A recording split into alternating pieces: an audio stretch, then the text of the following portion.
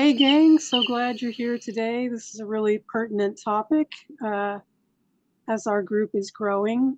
I want to say right off the bat just how spectacular I think we are as a group of 1,200 now, 1,200, that we solve problems and observe our internal ethics so well, get along so well. I'm always really proud of that. That certainly isn't the case for most groups of that size. That said, we'll be talking with our expert Ariel today about ethics, and Roger will start us off. But a quick reminder that many people use the chat only to communicate, and if you could please keep that clear for those folks, that would be great. If you do want us to read what you're writing out loud so we can discuss it, just put read right in front of your comment. And because so many of us have auditory processing challenges, if you could please make sure you're on mute between the times you're speaking. And also please raise your hand either in the frame or with the icon to get our attention if you have something to share. And with that, I'll turn it over to Roger. Great. Hi, everyone. Happy New Year. I think this is one of our firsts for the year. So very glad that we have our Living Ethics Hangouts, because I know this is our third meeting now with Ariel, and these are some of the most interesting conversations that I've come across.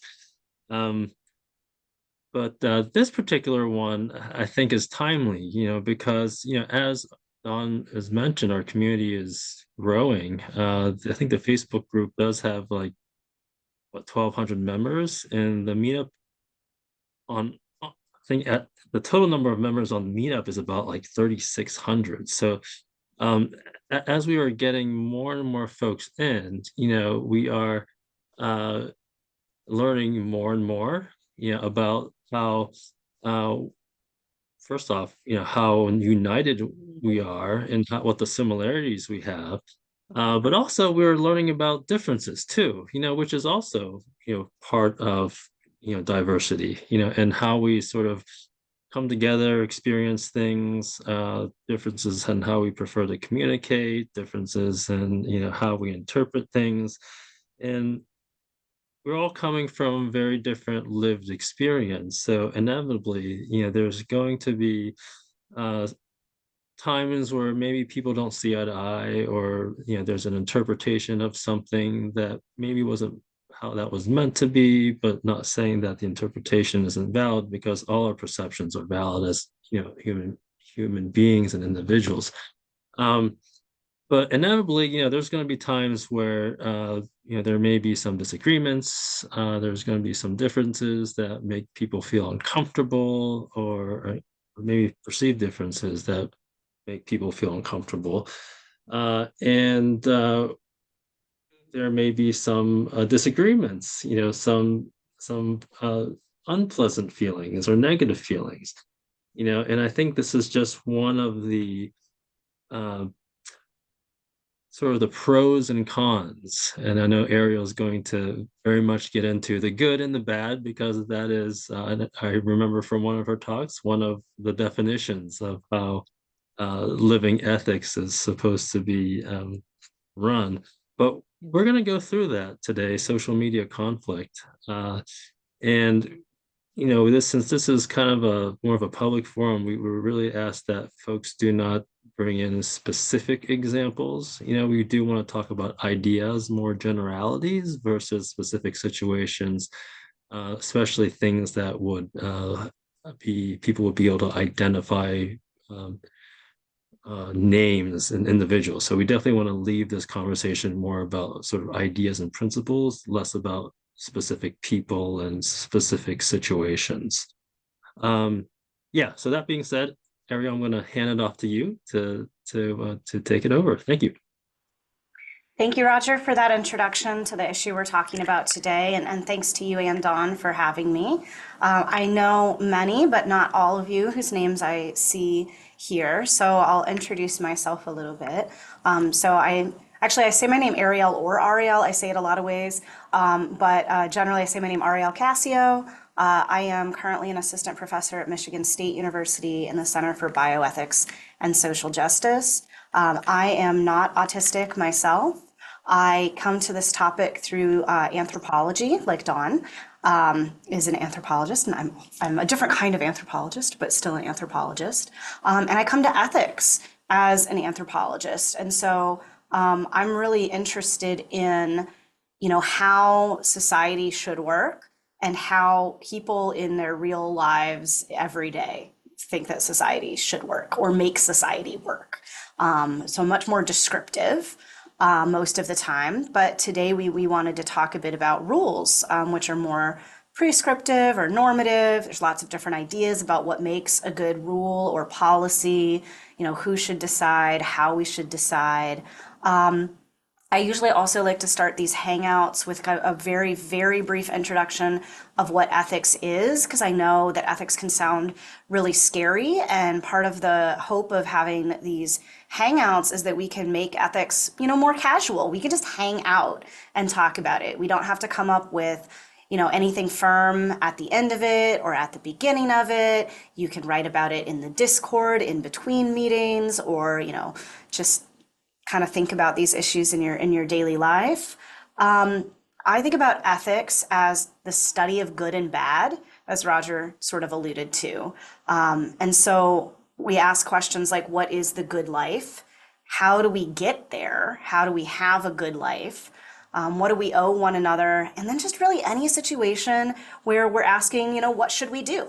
And so that's why we sort of thought about having this topic of social medias and what should we do about social media conflict. And my role here is I'm just opening that question.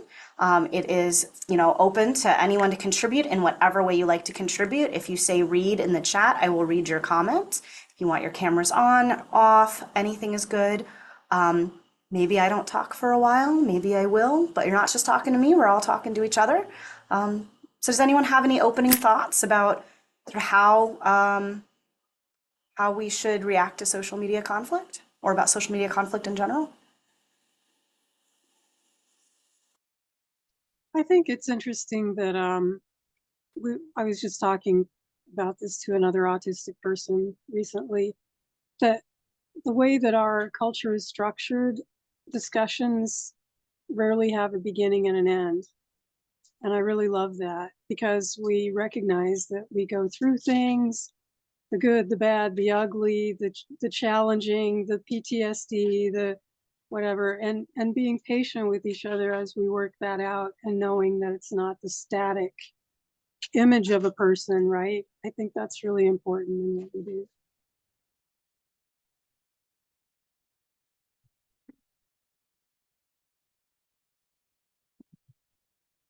Yes, I think I'm going to second that dynamic nature of this issue.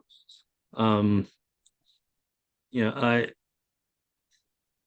do think that there are people kind of come to when you're at say this Zoom meeting, for instance, it is sort of an event, and when people are talking, our tendency is to, I guess, to experience that person, uh, that how they perceive or how they interact in that event, reflects how they are sort of globally, and I think some of the basis of maybe misunderstandings, for instance, may be due to uh, that assuming that someone's coming to an event or interpreting things uh, based on how they're feeling or how they're being at that point in time, which may not really reflect how they are the rest of the time. So, and I guess as humans, we may tend to make judgments on how people present, at that specific time. So if somebody, say, makes a mistake or someone misinterprets, the tendency may be to say, oh, well, that person is that misinterpretation defines that person, right? And that that creates a feeling of tension or makes maybe some people upset. And then we maybe associate that feeling with that person, which then sort of colors our interactions with them moving forward. Um, so it's just an observation that I've been thinking about and wanted to share. But if someone wants to comment on that, I do see someone with their hand up.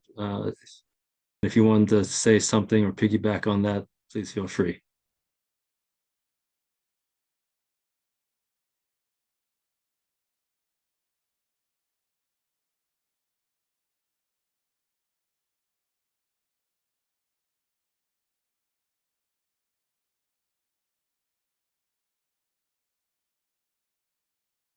Is somebody going to talk, or can I say something?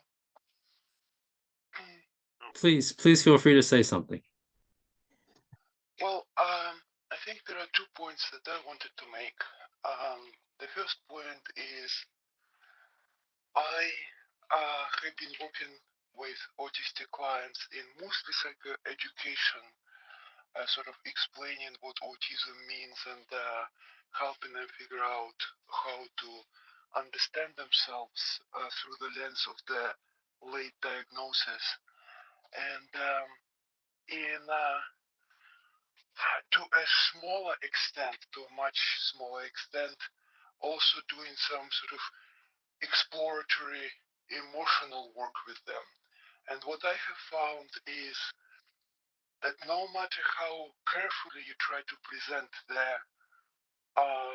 insight or suggestion that may have the emotional implication for the person, it's much harder to do it without the blowback in writing than it is in the online sort of face to face, but it's not really face to face. It's camera to camera environment, because inevitably they are going to interpret it through the lens that they have been perceiving the criticism and gaslighting through all their life, and they can't read your mind. They don't know how, no matter how empathically and sensitively you're trying to phrase it, it's just going to be the words on the screen, and the words on the screen can hurt a lot.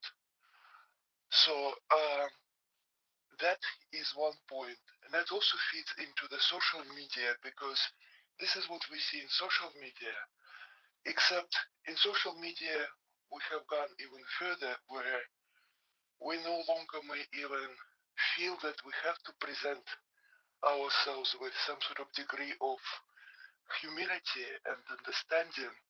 For some reason, we feel that when we have an argument online or debate online, I'm not sure you can call it a debate, but when we have a debate online, it sort of all breaks off, and anybody can say anything they feel entitled to say, and if the person on the other end, on the receiving end, gets offended, it's not the speaker's fault, it's the listener's fault.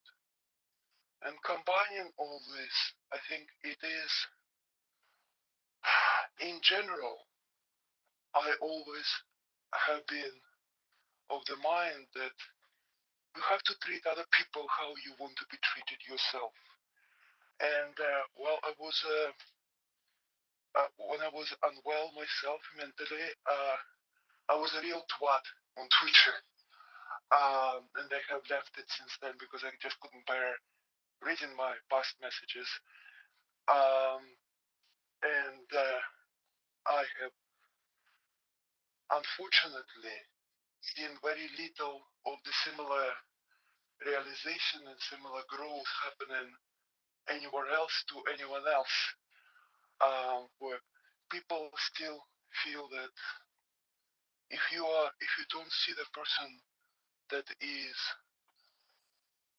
that your comments are directed at in front of you, somehow this anonymity of the online conversation, even though we're not truly anonymous. I have always been very open about my identity, and so have been a fair number of people that I was exchanging comments with. This sort of anonymity, or maybe it's lack of the immediacy, lack of the personability, it gives us the feeling of everything is permitted, everything goes. And long term, especially with repeated reiterations, it can have quite a destructive effect, not only on a person, but also on a social group cohesion. And if if you just watch the political debate on the society at large, so I think the treat, I think the golden rule still stands, and I think I still would suggest that everybody treats the others like they themselves would want to be treated. That's just my 2 pence.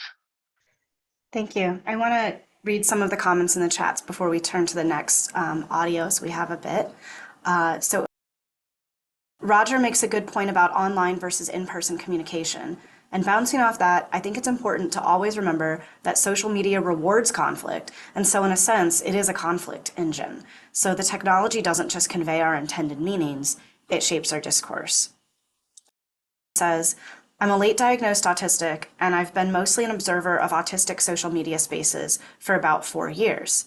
Now that I want to participate more, I'm very put off by the disagreements and strident commentary. I'm not good with conflict to begin with, so this is a lifelong issue. I was excited to see this meeting because I need a way to deal with this. It says, very important point. I myself have had a few social media interactions where someone said something in a way that felt more offensive to me than they intended to come across, and I just wanted to disengage from it.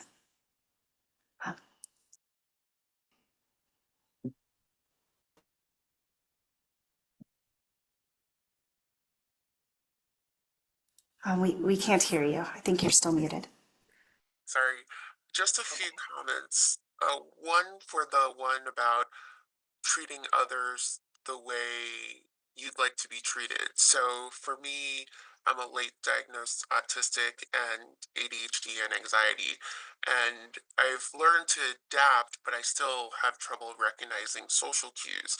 So my expectations for others may be high because they're either logical or they're literal interpretations of the rules that I can read, since I don't have enough social cues or context or friends to teach me the unspoken rules.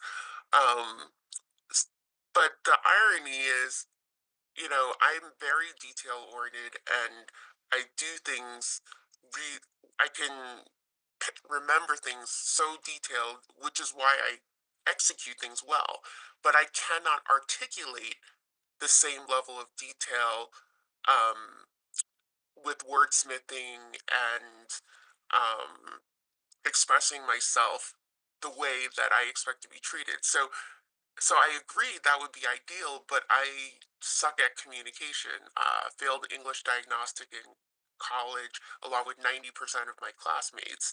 And so the there's been some like Harvard Business Review articles where it says, stop asking neurodivergent people to change the way they communicate, and they're trying to encourage more neurotypicals, for a lack of a better term, to meet us where we are at, right? Because if they're already, I don't know, if, again, not great at being politically correct, having a higher emotional intelligence or um, ability to speak a more sensitive social language, which, again, the American Psychological Association says neurodivergent people are a different culture, and research suggests we speak a different social language that is equally valid, but they don't understand that language. And so as a result, I often clash with neurotypicals or people who are not as detailed, or people get offended by what I say when I always try to rephrase things, and this is the danger with written communication, whether it's email, social media, or anything is it's taken out of context. There's no nonverbal cues, there's no dialogue for clarifying questions in context. So most of the time I rephrase things to like it may, it seems, without being too direct, because I've been told I'm too direct or blunt, but people still get offended saying that, oh, I'm too demanding. I'm my emails come across like, I don't know, pushy, rude, or something, but that's not my intent. And so I don't know how to fix this, but I think the empathy comes a long way to being open-minded that the other person may not have that negative intent that's triggering all these extreme reactions. Right, something similar to what you were saying in the chat. We miss neuronormative social expectations, but together we usually, not always, understand each other as autistic neuroholographic people. Heart, hands. I just want to say that it's not. I mean, yes, there are times when people just. I like to express myself in detail. So, and the more conflicting the situation becomes, the more detail I go into. And I only recently realized, on a personal, on a deeply emotional level, that the more emotional situation becomes, the less likely the other person is to read my longer explanations of myself. But I think that's one thing. And if the conflict arises because they simply don't understand the autistic expression, that's one thing. But there is a culture of, I think, forgiveness and forgiving, of just being able to call somebody, you know, you never met in your life, um, to swear at them or to call them the asshole or to tell them to go F themselves. So I'm not talking about a mismatch in communication. There is always going to be a mismatch in communication, and the only way to solve that is to have an open mind on both sides. I guess I was more talking in terms of not going out of your way to misinterpret things, which autistic people are as good at doing as neurotypical people. And I say that being an autistic person myself. So it is, when I say that treat another person as you would like to be treated, I mean just treat them with kindness and don't expect, don't be too harsh to them. Don't expect them to be too harsh to you, because that immediately changes your whole attitude towards the interaction. Uh, but absolutely, I agree with you. You have to assert your own valid autistic point of view, and you have to, you need to expect to be understood, and you need to have the neurotypical people to make some effort to understand you. It's not. I also completely agree that neurodivergent culture is a completely different culture. Just I've been trying to talk about it for a while. Unfortunately, in the UK, nobody is interested. But it is a different culture. It needs to be studied with anthropological hat on, and then communicated. The findings communicated to the neurotypical population. So yes, I'm sorry if I was not clear about what I was trying to say.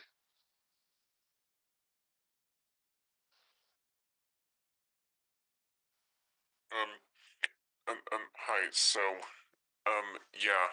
Um, so, um, um, I think you make like very good points about just like how if just like about how autistic people are just as good as are just as like they tend to misinterpret things just as much as like neurotypical people do. If I'm understanding correctly, and um and how like there's always going to be sort of like a mismatch in like the way we like communicate things or feelings, and the only way to fix that is to be open-minded. Yeah, I can relate to what you're saying. Sometimes what I tend to struggle with is just that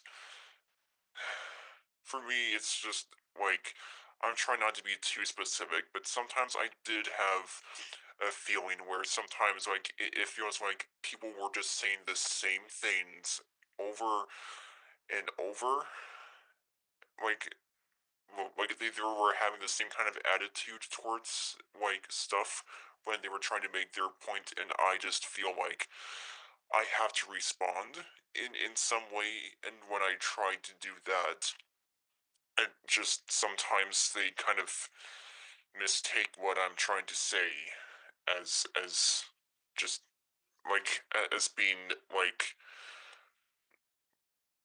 like as missing a part of their like argument. And sometimes I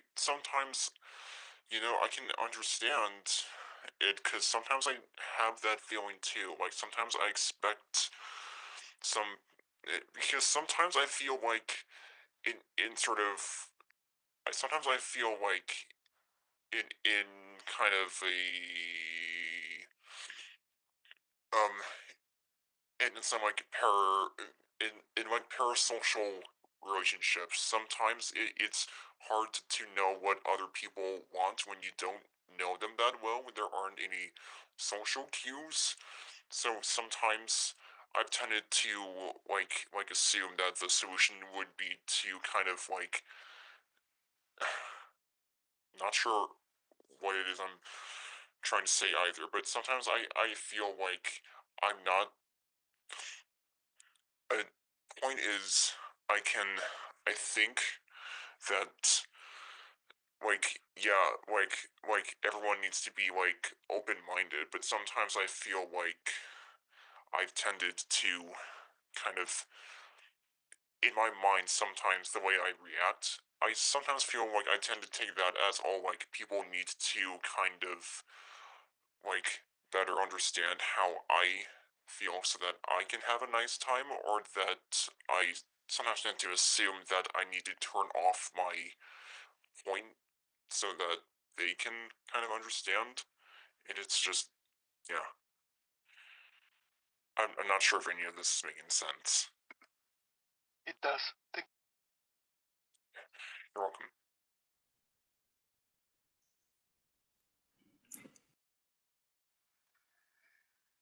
I think has her hand, so I can go after her.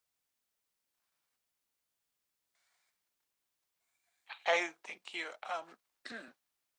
I I run a group for autistic people with trauma, a peer support group, and we have two social media pages, one on WhatsApp and one on Signal. And I naively thought that because of the subject matter and how vulnerable everyone is, that people would follow, the golden rule. And we had some, we have a safety statement, that sort of thing, but conflict still happens. We recently had a big one that I won't go into, but um, I felt like this meeting today, and it was a real gift coming up, so that I can learn how to navigate conflict better within those groups as a moderator. One of the things that we're doing is encouraging community engagement. We're meeting tomorrow to draw up a community agreement, um, and also a conflict resolution script for people when conflict does arise. Trying to keep people engaging with each other one on one rather in the chats, so it's not so upsetting for everyone else. And I was wondering if I could get any feedback or direction on that, if anybody had any advice. Thank you. I love that question, and I'm going to open it, explicitly cycle back to it as well, but I don't want to miss a comment. you want to share? Okay, I have two comments. So one is the challenge with being open-minded is people are more open-minded if they can see the difference. So when they see a different culture based on my skin color or my I don't know, features of my face or whatever, they know that okay, I might speak a different language, and so therefore they're more open to that. But because they can't see my brain is different, they don't give me that benefit of the doubt. And in fact, sometimes people deny that I'm autistic, right? Because they're like, there's no way you could be autistic because you speak fine, you know, did well in school and whatever. And so that's, again, lack of education or I don't know, etiquette. To help everyone learn how to respect everyone, especially if research eventually shows that almost everyone is different. And maybe there is no norm because more and more autistic psychologists that I'm running into, they all think that's the myth of normal, that everyone is perhaps neurodivergent to some degree based on genetics and how their brain is rewired from different experiences. Second point is given we talk about ethics, so as I follow the rules explicitly, but the problem is most people I run into don't read the rules or ignore the rules or bend the rules to how they want it. And then I have learned through very difficult lessons to be more open-minded that okay, even though when I follow the rules, it's technically right. People don't care about being right. They want people to care about people.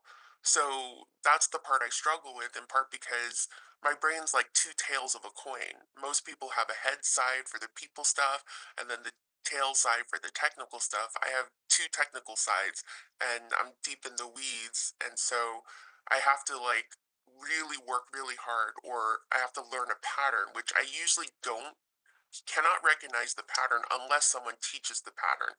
Once I've learned the pattern of social behavior, then I can try to recognize it, but it's usually too late. It's not in real time. It's usually in hindsight. Oh, that makes sense.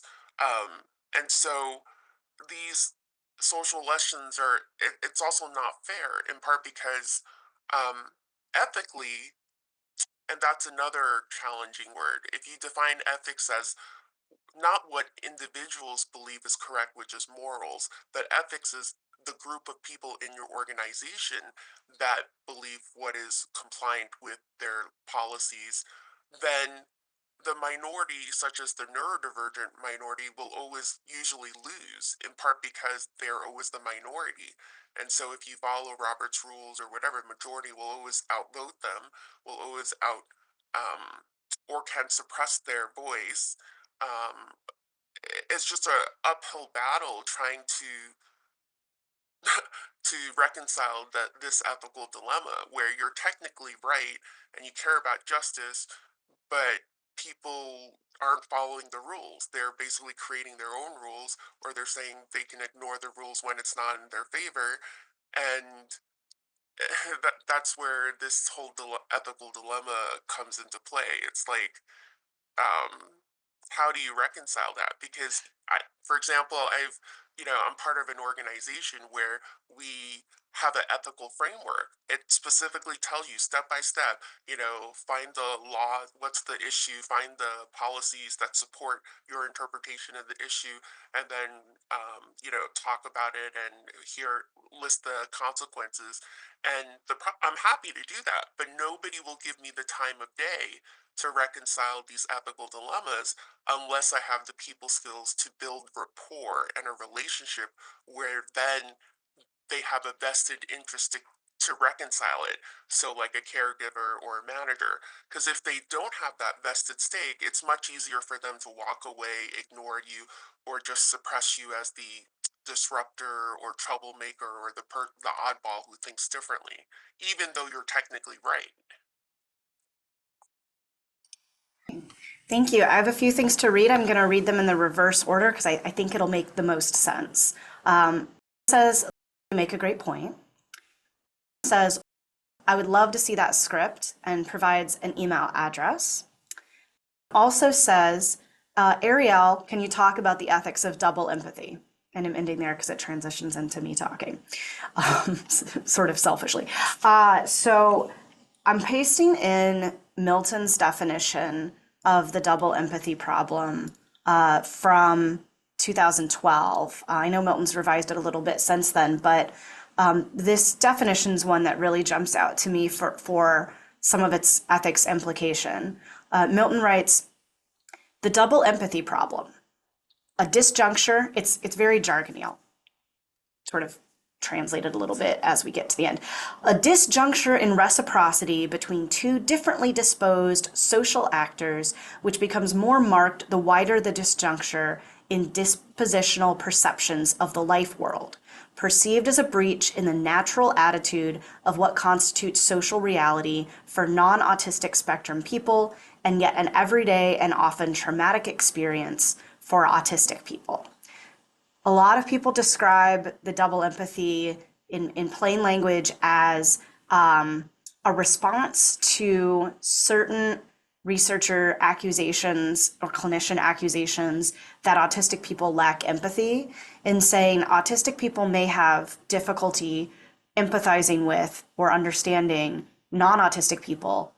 But if so, non-autistic people equally have trouble doing that for autistic people. And applying what really jumps out to me, particularly as a non-autistic person, is Milton's implication in this article that, if I try to project my own experience, my own idea of the natural attitude that constitutes a social reality, my own common sense, on people who have these different perspectives, whose neurodivergence is to be different than mine. If we believe in neurotypes, we have a different neurotype than mine, that can be itself oppressive. And this becomes an ethics question when the question is, how do we treat each other? And what assumptions do we have about our ability to understand how another person wants to be treated? So then the golden rule that, and we're talking about, Yeah.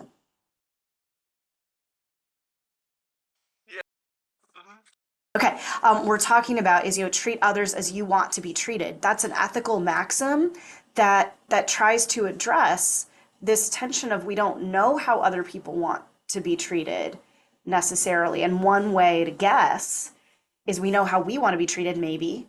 I don't always know how I want to be treated, but I have a sense, I have an intuitive sense. So maybe I can apply that to someone else. In the chat earlier had raised this idea of a platinum rule: do unto others as they want done unto them. In other words, reject reciprocity as an ideal in favor of something like empathy. And, this then brings that question up again. How do you know? What are the different ways you can know how someone else wants to be treated? You can ask people. We've talked about that out loud and in the chat a little bit. You can apply virtues like kindness, act in a particular consistent way. Be kind, to everyone through some sort of general ideas about how to act. So these are some of the issues at stake there. And I see I'm already getting response in the chat, and then we'll turn to discussion. It says, your point about people setting their rules and not following certain rules when they don't benefit them speaks out to me, because sometimes I have a feeling where I tend to express things in a way that I find annoying when other people do them in a way that offends me, which leaves me with an ethical dilemma. Point. Yeah. Yeah, 2 points. So number one, I agree that autistic people can be empathetic, but the perception that we may not be, some of us, since each person on the spectrum is different, may not be empathetic is in part due to one, if we can't recognize the social cues, we can't then trigger the empathy in real time for the context to show that we can be empathetic. But if we are driving our empathy, I mean, we definitely can express, or I can definitely express my emotions. In fact, I'm very emotional and sometimes, and I always, side with the underdog because I always feel like the underdog. So that's part of the misconception. And then the second part is I agree with you. The common problem with everything is personalization because so often in corporate America, we're taught to think about efficiency, mass solutions for this is the norm. The majority thinks this way, so this is right. And oh, well, most people like it this way, so that's how we should treat everyone like that. And you raised the point where each person is different. Just because that person likes to be treated that way, like to shake hands, doesn't mean I feel comfortable shaking strangers' hands, right? And so I think that's where if everyone could learn early on, and nobody's ever taught me this in school, at work, or anything, is that you just have to get to know each person for themselves and respect them as an individual. And if people could do that, you'd see improvements in education, healthcare, and businesses because you're basically tailoring your behavior and solutions to what the person wants and needs instead of assuming that that's what they want and need, which is, I think, what often corporate America tries to do is like to make money, let's find the easiest solution that works for most people and forget about the 20% who are neurodivergent, versus let's personalize a solution for every individual where it may cost more upfront in the short run, but in the long run, you'll probably retain these members, customers, students, whatever you want, because they feel like they're special, they feel accommodated, and they can bring out their gifts or perform better because it's designed for them and not forced on them from an arbitrary design by someone else who doesn't even incorporate your inputs or co-create the solution or even get your feedback.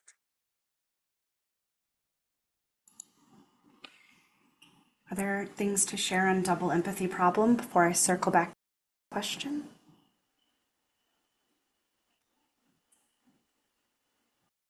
Just read something. I want to read a comment. I think you made this comment in the beginning here, which I thought stood out to me. Okay. Says, for the sake of meaningful dialogue, we must assume that people engage with good intentions.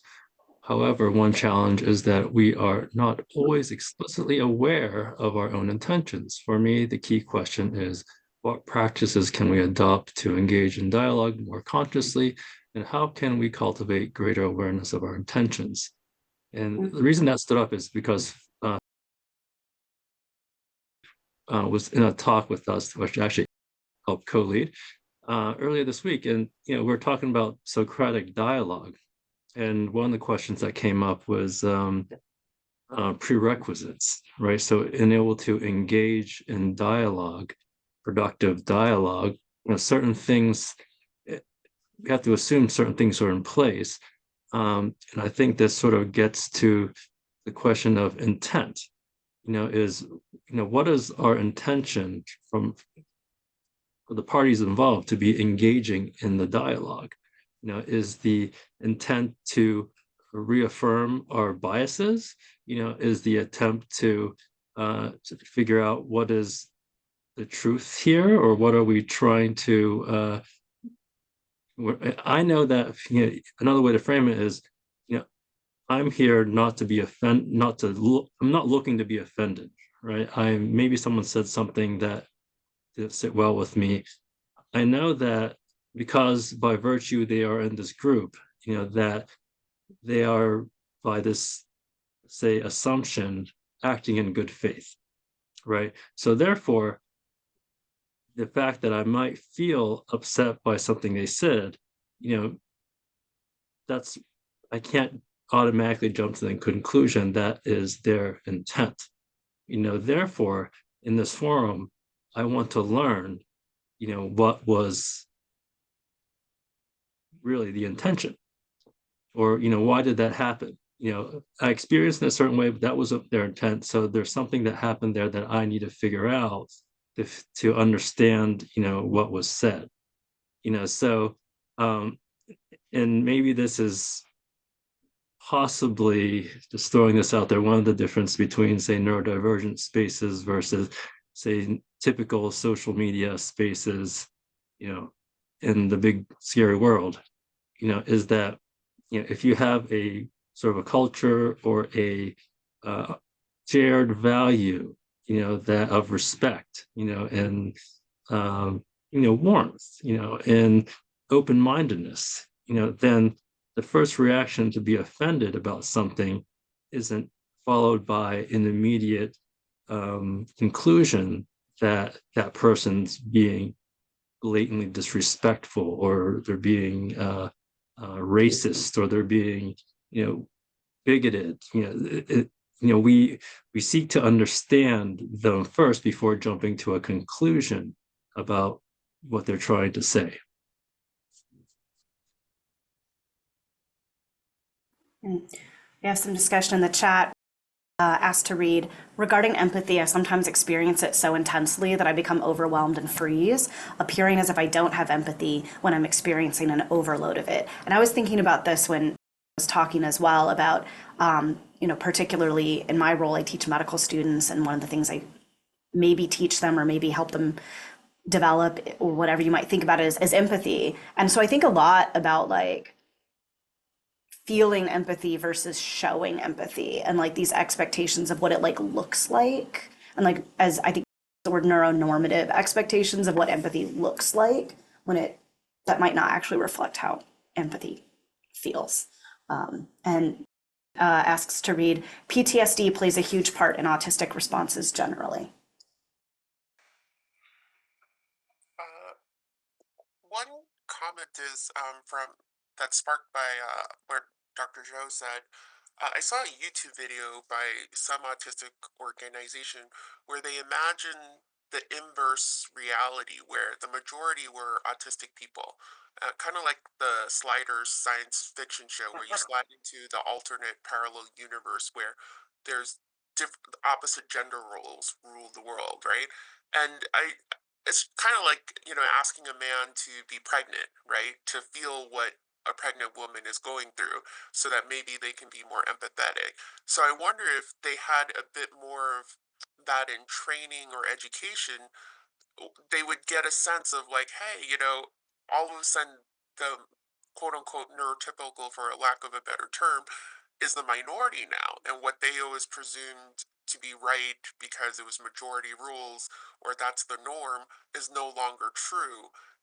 Maybe they would have a new appreciation and respect for autistic people. But right now it's so hard for them to meet us where we're at, in part because there's the culture, the education, the training, or lack thereof, is all ingrained with the way they're doing things is how it should be, and how others should follow and mask and blend in, versus there's no impetus for them to change, right? The only impetus comes is if the minority somehow gets power through a lawsuit, or through finances, or through vocal advocacy or something, to try to shift this pendulum in this uphill battle. But it's still a really tough uphill battle.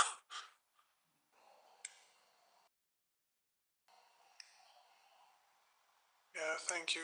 This is more of a question than a thought, and maybe that comes a little bit too late during today's discussion, since we only have 8 minutes left. But I feel like most of our conversation today is focused on neuronormative versus neurodivergent conflict. But this is a question I have to the group. What about autistic conflict? What about conflict between autistic individuals, neurodivergent individuals? How do we tackle that? I mean, does anyone have any experience? I'm genuinely asking because I've been wondering on that for a few days. Thank you. And I'd like to combine that question with a question which I think was similar, is what experiences have anyone here had in moderation or other sorts of group settings, and, kind of establishing guidelines for conflict? What do we think about strategy, which, as a reminder, they're having a community meeting to draft community agreement and a conflict resolution script, and encouraging people to play out that script in one-on-one settings versus the chat where, the whole group might be. Dawn? Thanks. Yeah, we're facing that right now with Casey, because you know, we've just historically done so well together, as I mentioned at the beginning. And we've actively just recently been trying some rules, and you know, some people balk against rules just on principle. They feel like it's a culture killer. So I think, I mean, the field is right. We're very much open to listening to how people want to resolve conflict within our community, and serve as a model for the rest of the autistic community if we find the good recipe. Says I very much agree with what you wrote. I try to remember that when someone is advocating or addressing something that creates conflict, they are already in a trauma response. So most of the conflicts I have tend to be with neurotypicals, and what happens is they basically don't give me a chance to reconcile anything. And then I'm at a nonprofit where most of the leadership and members are autistic. And so even though each person is different, we still will clash, but because we have the commonality of being autistic, we're more likely to hear each other out to reconcile things. Whether or not we use a structured framework for conflict resolution or not, it all boils down to hearing both sides and then finding a way if we can um, meet in the middle, or after hearing and empathizing each side's, and usually because anything sensitive, complex, or dynamic requires dialogue instead of misunderstandings through one-way communications that are written and taken out of context without nonverbal cues. Um, it's still not seamless, but I'm more likely to make progress or repair some of those relationships with other autistic people um, than I do with neurotypicals, in part because I think we have that commonality to build some rapport.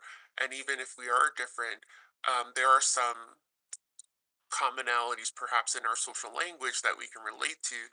And so I have that chance. And I just wish more neurotypicals would give autistic people more of that chance to reconcile these conflicts.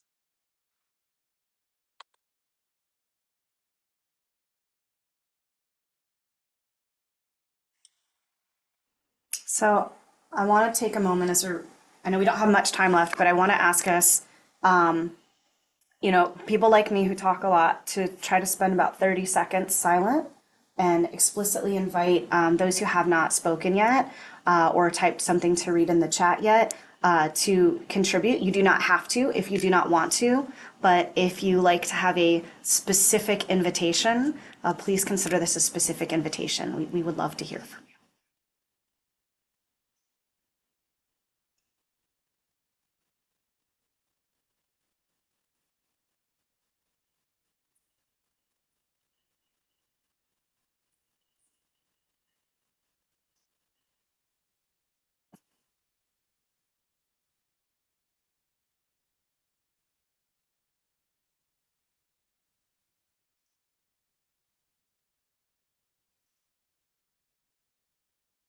Thank you. And I see that you typed almost exactly what I said as I said it. So I think just open it to final thoughts. I've sort of written a few notes here, particularly if we kind of go back to this original question of what kind of social media policy or policy for resolving conflict on social media would be useful. I think we've talked also about kind of a lot of hints about rules, what makes a good rule. What might make a bad rule is going with majority rules. I think that's one that we've raised. And also the idea that some people chafe at any rules, that rules could be a culture killer. I really resonated with some things that folks were saying about, I call them rules that are not rules. Like there are rules and some people follow them and some people don't follow them. I think it's kind of a pragmatic orientation to rules. Like it draws my attention to thinking about what's a feasible rule. Rules that are on paper but no one really expects anyone to follow them in quotes can be stressful. And asking if we can continue this in another meeting, and I'm very open to that. We could definitely talk about this in our next hangout. And we can also talk about it in between on chat and email and everything like that. And now turn over to last thoughts. I see your hands up. Yeah, maybe this is a study or an experiment for Dr. Zhou's group where, have 3 social media groups where you have like all neurotypicals, all autistics, and then a mix, and then see how they communicate and then how they reconcile their conflicts, because it would be interesting to learn. Granted, each person is still different, but if there are any general patterns or tendencies, or to learn the scope, or leaning on logic to resolve conflict versus leaning on emotions or leaning on written words to resolve conflicts, or that's where the misunderstanding starts, without the nonverbal cues. I think that might be interesting to learn those insights and factors and levers that lead to the misunderstandings, so that we can understand the root cause to then resolve these misunderstandings with more structured frameworks that may not be a personalized solution for everyone, but it is a starting point to tweak for each person. I'll jump in and say, for Casey, I'll go ahead and on our Casey Facebook page, I'll post a space where people can talk about, the guidelines, if we don't want to use the word rules, the shared guidelines or shared ethics we would like to see, and how we want them presented, say at the very beginning of these meetings, and on our Facebook pages, etc. I would love to hear from people about that. Thanks.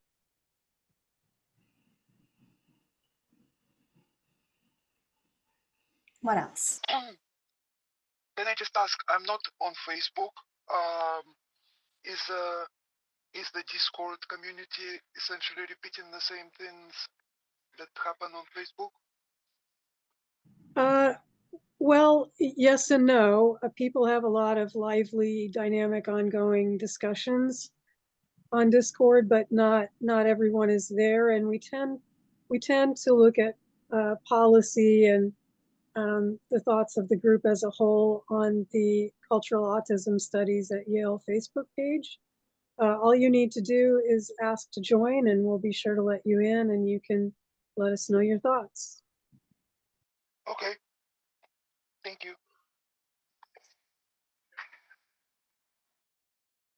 I'm putting the Discord link in the chat. I think that works.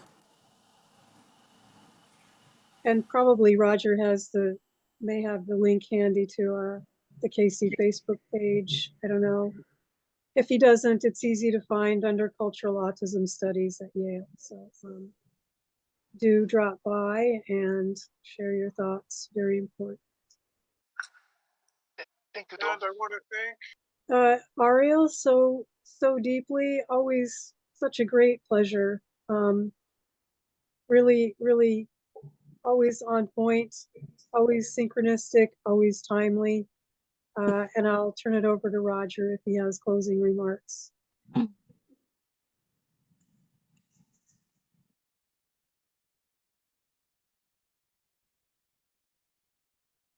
All right, I'm going to put that link in the chat for the Cultural Autism Studies at Yale Facebook page, so you'll have that.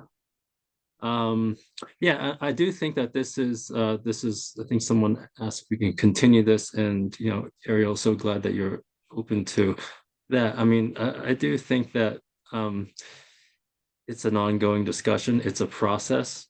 This is a community where we all shape how things are run, because this is for us by us. So no doubt that this will be a process that we want to involve as many people as possible.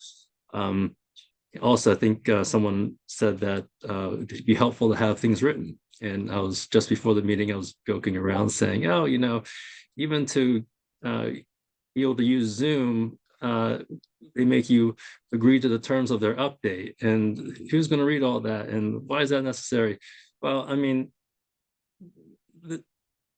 we can kind of see why that might be necessary, because we all sort of come from different experiences, and we all perceive and react. We have different kinds of maybe traumas that we've been through, so it is helpful to have something, some kind of framework down so that we can all at least be in the same ballpark. And I think that's very much a preventative measure.